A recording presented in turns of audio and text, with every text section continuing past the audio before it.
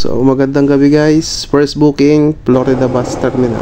Resibo po ito ipapadala sa Cainta Cap Bridge. Yan, mga resibo. Plastic kasi, medyo maulan. Second booking, kuha ko dito sa May Diliman papuntang Pasig. Isang malaking bag lang po ito, may mga gamit, damit, papuntang Pasig. SMDC. May tip na 21 pesos. Maraming salamat po sir sa tip. Pampalubag ng loob. Yan.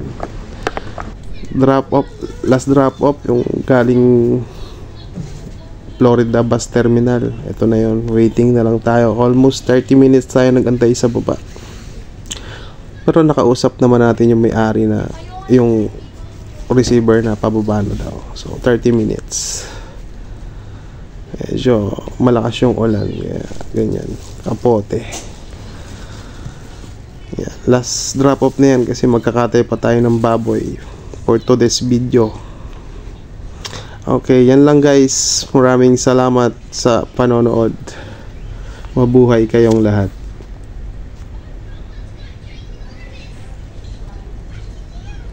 Yan. Iaabot na lang natin yan.